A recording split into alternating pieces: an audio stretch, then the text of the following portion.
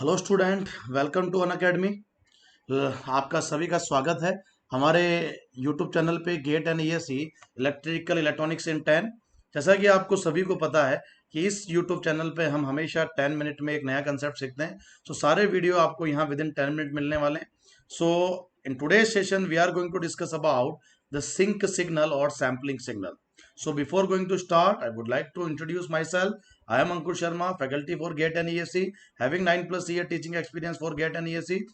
Have been mentored more than 20,000 students for GATE and ESE examination in 30+ cities of India.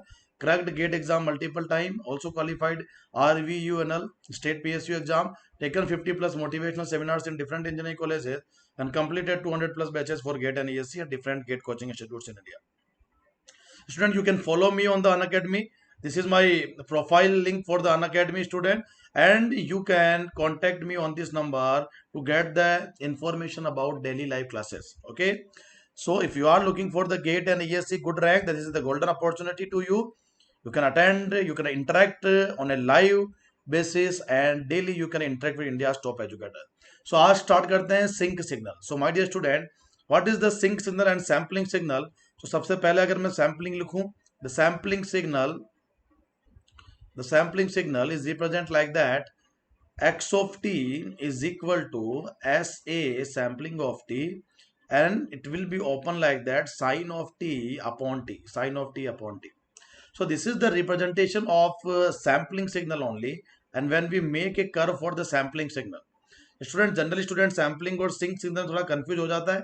And ये sampling और sinc signal will be very important in the Fourier transform, क्योंकि जब हम Fourier transform पढ़ेंगे तो देखेंगे कि एक रेक्टेंगुलर का फोरियर ट्रांसफॉर्म सिंक की फॉर्म में आएगा, सैम्पलिंग की फॉर्म में आएगा, और एक सैम्पलिंग और सिंक का फोरियर ट्रांसफॉर्म रेक्टेंगुलर की फॉर्म में आएगा. सो ये टॉपिक बहुत इंपॉर्टेंट हो जाएगा जब हम फोरियर ट्रांसफॉर्म की बात करेंगे. सो यहाँ मैं आपको बेसिक इंट्रोडक्शन दे रहा हूँ. आप देख रहे होंगे हर एक वीडियो में आपको एक नया सिग्नल के बारे में कुछ कंसेप्ट सीखने को मिल रहा है. ओके, सो इसी तरह से हम डेली बेसिस पे जो है 10 मिनट में नया कंसेप्ट सीखेंगे. कंट्रोल सिग्नल डिजिटल के टॉपिक्स में आपके लिए लेके आऊंगा. सो हमारे स्टूडेंट देखिए यहाँ पे क्या ये जो सिम सिग्नल बनेगा वो कुछ इस तरह से बनेगा. Oscillations gradually decreases like that, oscillations gradually decreases like that. So this is the diagram, this is zero. अच्छा, ये अगर मैं बना रहा हूँ diagram of sampling signal, sampling of t, then यहाँ पे जो पॉइंट है ये वैल्यू होगा pi. This value is 2 pi, this value is 3 pi, like that. This value is minus pi, this value is minus 2 pi, this value is minus 3 pi, like that, student, and so on you will get. So this is the xt with respect to t, and this is the sampling signal, my dear student. And you can compare, you can easily relate that this is symmetrical about the y-axis. So sampling signal always even signal, sampling signal is also bounded signal, sampling signal is also bounded signal, and we can say that the sampling signal will be energy signal. अच्छा, क्या होता है energy power? In the upcoming classes we will discuss in very deep. Okay, so it is a energy signal, not power. It is a energy signal because it is a finite duration signal. However, it is at t tends to infinity, the magnitude will become zero. So that is why it is an energy signal, and it is absolutely bounded signal, sir, and it is even signal also. Okay, now my dear student, tell me what is the difference between sync and sampling. You can compare like that. If we talk about SinC sync signal, SinC sync of t, then what you need to write, student? SinC sync signal, we can write like that. SinC sync of t will be equivalent to sine of pi t upon pi t. Sine of pi t upon pi t. Let me use the pen. So मैं pen use करता हूँ. Sine of pi t upon pi t. तो जरा बताओ student, इस बार जो curve बनेगा sign of pi T, और जो पिछली बार था वो केवल साइन टी अपॉन टी था. ओके, ये आपने ऑब्जर्व किया था. तो इस बार भी जो है सिंक और सैम्पलिंग का नेचर तो सेम ही है, दोनों एक्चुअली सिग्नल सेम ही है, केवल हम उसमें एक्सिस चेंज कर रहे हैं. वहां पे केवल टी था, यहाँ पे पाई टी है. तो देखो यहाँ पे केवल क्या आ जाएगा, 0 1 2 3 4 like that, because pi already cover है यहाँ. -1 -2 लाइक दैट, यही 1 होगा. And you all know very well that limit t tends to, limit time t tends to 0 पे क्या हम बोल सकते हैं, limit time t tends to 0 पे क्या हो जाएगा, जरा बताओ. लिमिट टी टेंस टू 0 पे क्या student sine T upon T is always equal to 1 होता है क्या? Simple DL hospital rule, because when you apply t tends to 0, sin 0 0 0 upon 0 form, so you need to differentiate numerator and denominator as well. तो sign का cos हो गया और T का आपका 1 हो गया, तो कॉस 0 1 हो जाएगा। तो याद रखें साइन टी अपॉन टी, चाहे सैम्पलिंग चाहे सिंक, दोनों ही टी इक्वल टू 0 पे 1 वैल्यू कैरी करने वाला है। इधर ओके स्टूडेंट। चलिए तो अब मैं कुछ रिलेशन बताता हूं कि क्या हम सिंक को सैम्पलिंग की फॉर्म में लिख सकते हैं। अभी मैंने बताया आपको कि सैम्पलिंग फंक्शन ऑफ टी इस तरह से ओपन होता है, sine of T upon t, और sampling S I N C sinc function of t को अगर ओपन करना है तो इसका मतलब ये होगा कि sine of pi t upon pi T.